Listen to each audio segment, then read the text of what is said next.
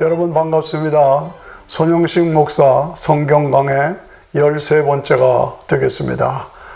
오늘 말씀의 주제는 복음의 일꾼으로 삶을 드립시다 하는 주제가 되겠습니다. 사도행전에는 여러 가지 드라마틱한 영적 사건들이 계속 일어나며 연결되고 있습니다. 특히 사도행전 16장은 세계의 역사의 흐름을 바꿔놓은 중요한 장입니다. 유럽의 첫 교회가 세워지는 역사적인 사건의 장이 바로 사도행전 16장의 사건입니다. 사도 바울이 복음 전파를 위해서 아시아로 가려고 했죠. 그런데 성령께서 아시아로 가지 못하게 막으시는 거예요. 왜 그랬을까? 그런데 환상이 나타나서, 환상 중에 마게도니아 사람이 나타나서 와서 우리를 도와달라라고 말합니다. 그래서 아시아로 가려던 바울이 유럽으로 돌았습니다. 복음의 물꼬가 동방에서 서방으로, 유럽으로 바뀌어진 것입니다. 성령께서 선교의 방향을 동방에서 서방으로 옮기신 겁니다. 왜 막으셨을까? 저도 한동안 의문이었습니다. 그런데 제가 가진 확실한 대답은 동방 사람들은 종교적이기 때문에 동방으로 복음이 먼저 들어가면 오직 예수의 복음이 처음부터 혼합되고 변질될 가능성이 있죠. 그래서 복음의 순결성을 잃어버릴 것이다 라는 확신을 하고 있습니다. 드디어 복음의 방향을 돌린 사도 바울이 빌립보에 도착합니다. 거기서 비단장사 여성 루디아를 만나서 첫 성도가 되게 됩니다. 사도 바울이 유럽의 첫 도시인 빌립보에서 전도를 할 때 점치는 귀신 들린 여자가 계속 괴롭힙니다. 그래서 사도 바울이 귀신을 쫓아냅니다. 그러니까 이 점치는 곳으로 수입을 잡았던 주인이 항의를 해가지고 관리들이 잡아갑니다. 그래서 잡혀 들어가서 엄청 매를 맞고 감옥에 집어던짐을 받습니다. 그 감옥에 들어간 바울과 실라가 그렇게 매를 맞고 고통을 당하면서도 그 속에서 찬양과 기도로 하나님께 영광을 돌립니다. 그때 큰 지진이 확 나고 옥문이 열리고 쇠사슬이 풀어지는 놀라운 사건이 벌어집니다. 간수장이 깜짝 놀랍니다.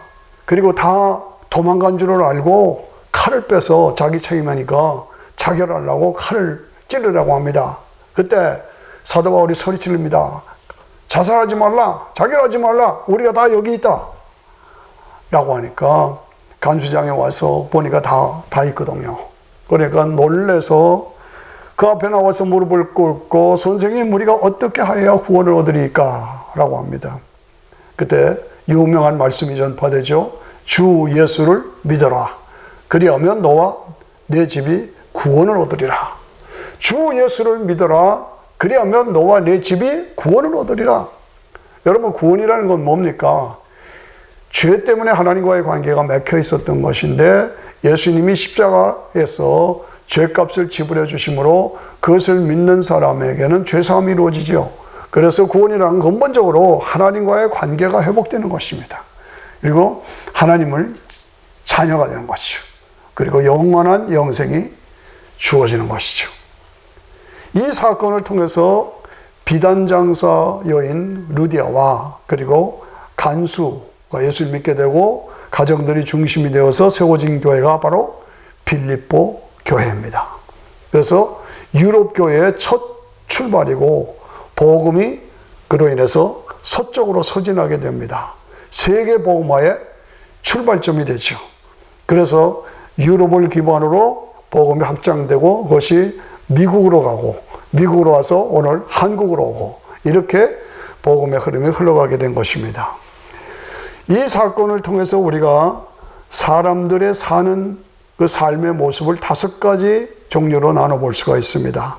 첫째, 귀신에 붙잡혀 사는 사람들이 있습니다. 두 번째, 돈에 붙잡혀 사는 사람이 있습니다. 세 번째, 권력에 붙잡혀 사는 사람이 있습니다. 네 번째, 세상적인 일에만 붙잡혀 사는 사람이 있습니다. 다섯 번째는 사명에 붙잡혀 사는 사람이 있습니다.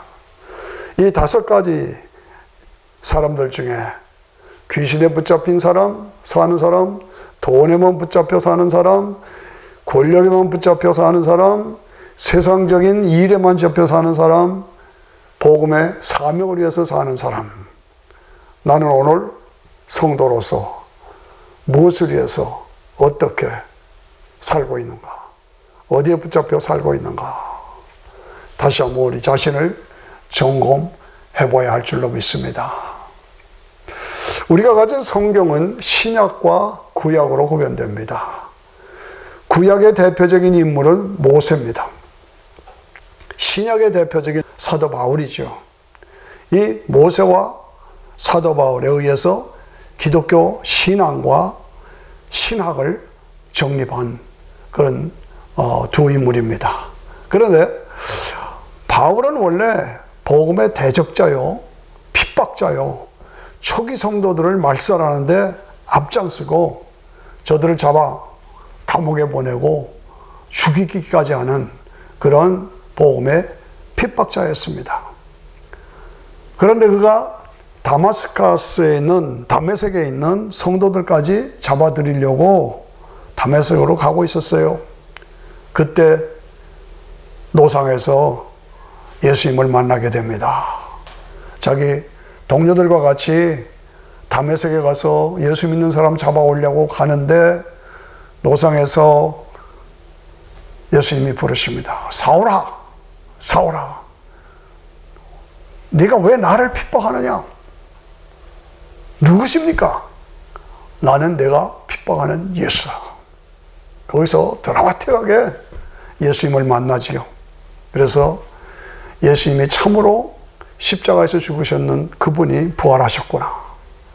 그 예수님이 참으로 메시아 구원자시구나. 그 예수님을 통해서 천국에 그리고 영원한 영생에 들어갈 수가 있구나. 그리고 친히 3층천에 올라가 그 하늘의 영광을 체험하기도 했습니다. 그래서 구원은 믿는 자에게 믿음으로 주시는 하나님의 선물이에요. 은혜로 주시는 선물이다.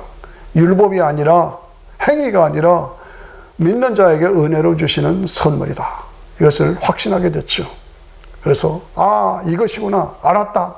그래서 복음 전파를 통해서 만민구원의 사명을 감당하는 자로 나서게 됩니다.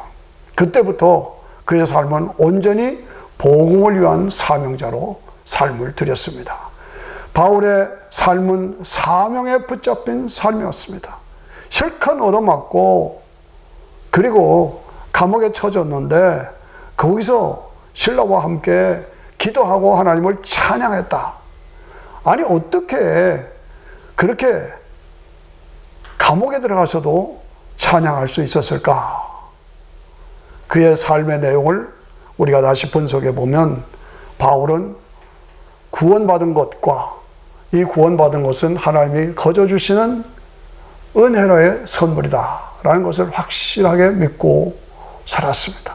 그래서 그의 삶은 복음을 위한 일꾼으로 사명에 붙잡힌 사람으로 살았습니다. 돈에 붙잡히고 권력에 붙잡히고 일에 붙잡히고 그게 아니라 사명에 붙잡힌 사람으로 살았습니다. 그의 삶에는 고난이 있고 아픔이 있고 핍박이 있고 어려움이 있어서 간 데마다 어려움과 고난을 당했습니다. 그러나 그 가운데서도 복음을 전하며 그는 감사와 찬양의 삶을 이어갔습니다. 그래서 결국 그의 사역을 통해서 사역의 열매를 맺었어요. 영혼 구원이 이루어지고 교회를 세우는 아름다운 열매들이 맺어졌습니다. 여러분 우리가 구원받았다. 이것은 은혜로 주시는 믿는 자에게 은혜로 주시는 하나님의 선물이죠. 그래서 사도 바울은 항상 그가 선포하고 말하는 것이 나의 나된 것은 하나님의 은혜입니다. 나의 나된 것은 하나님의 은혜입니다. 하나님의 사랑이 나를 강권하십니다.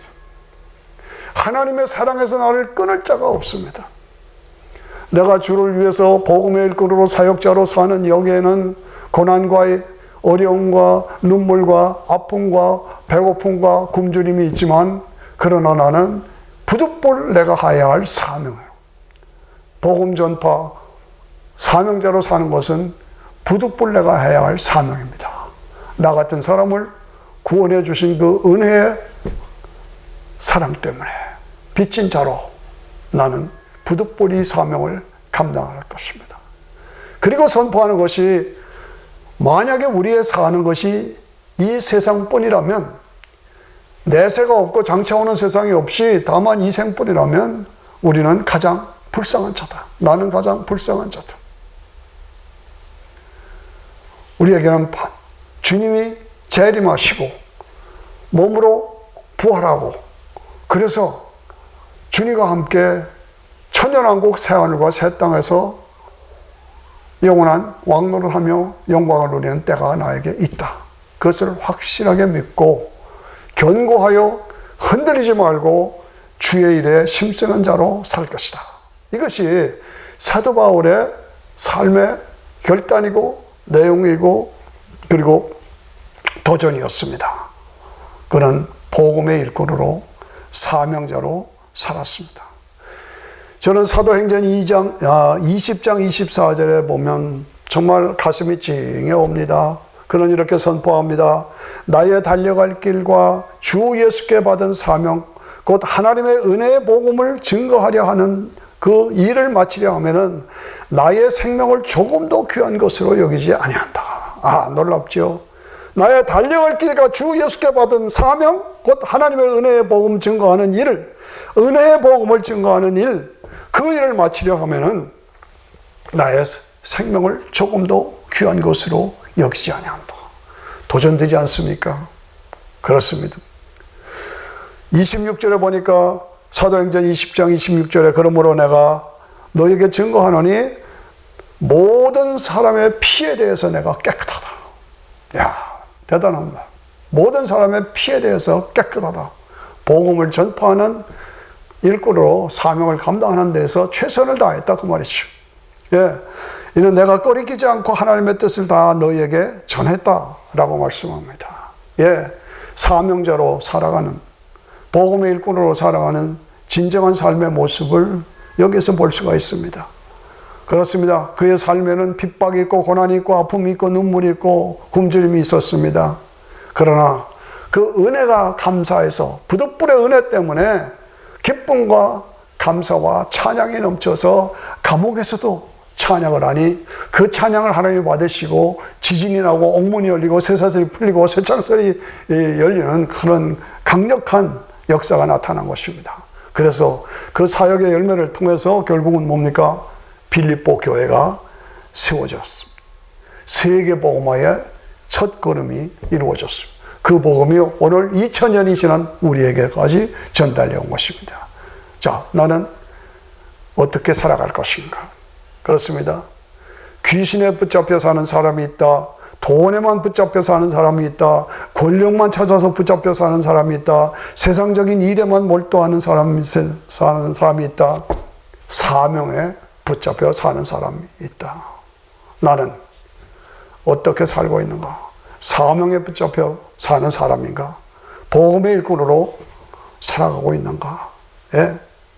핍박과 고난이 있어도, 눈물과 아픔이 있어도 감사와 찬양을 드리면서 살아갈 때 하나님께서 우리를 통해서 아름다운 열매를 맺게 해 주신다 하는 것을 우리가 볼 수가 있습니다. 오늘 우리가 이 땅을 살아가면서 내 삶의 동력이 무엇인가? 내 삶을 움직이는 동력, 힘, 파워, 그것이 무엇인가? 다른 것 없습니다. 은혜 때문입니다.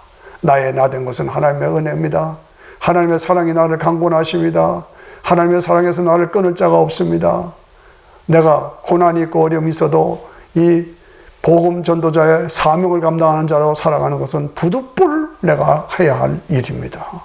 나에게는 이 세상이 다가 아니라 장차 오는 세상에 부활이 있고 주님이 재림하시고 천년왕국 새하늘과 새 땅에서 영원한 영광을 누릴 그 삶이 보장되어 있기 때문에 나는 절대로 흔들리지 않겠습니다.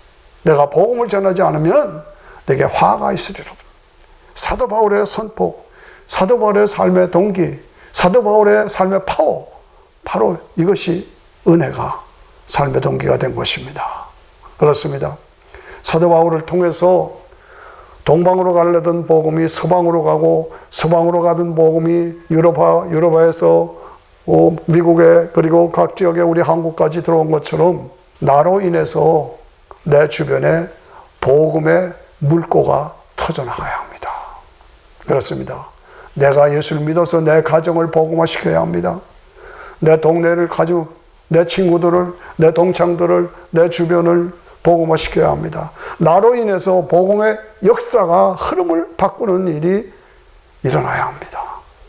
예루살렘과 온 유다와 사마리아와 땅끝까지 이르러 내 증인이 되리라고 말씀하십니다. 그렇습니다. 관계성을 말합니다. 예루살렘, 내 주변입니다. 내 가족, 내 친지, 내 친구들, 내 주변에 가까운 분들부터 뻗어나가서 복음의 사역자로, 복음의 일꾼으로 삶을 드려야 하지 않겠습니까? 그렇습니다. 예. 예수님께서 십자가에 죽으시고 부활하시고 승천하시기 직전에 마지막으로 하신 말씀이 무엇입니까? 너희는 온 천하에 다니며 만민에게 복음을 전하라. 온 천하에 다니며 만민에게 복음을 전하라. 그렇습니다. 믿고 세례를 받는 사람은 구원을 얻을 것이요, 믿지 않는 사람은 정죄를 받으리라. 여기서 분명한 선포가 이루어집니다. 믿어서 구원받은 사람은 믿은 사람은 구원을 받을 것이요, 믿지 않는 사람은 정죄를 받으리라. 우리는 다시 한번 확인해야 합니다. 인간은 한 번 인간으로 태어나면 영생하는 존재입니다. 내가 어디서 영생을 누릴 것인가? 나는 천국에서 영광을 누리며 살 것인가? 아니면 지옥에서 영원히 고통하며 살 것인가? 예, 너희는 온 천하에 다니며 만민에게 복음을 전하라. 믿고 세례를 받는 사람은 구원을 얻을 것이요, 믿지 않는 사람은 정죄를 받으리라. 분명하게 말씀하십니다.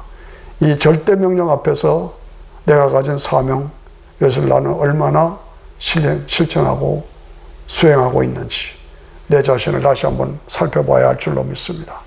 복음의 일꾼으로, 복음의 사명자로 내 삶을 들여가야 하지 않겠습니까? 새롭게 결단하십시다. 감사합니다.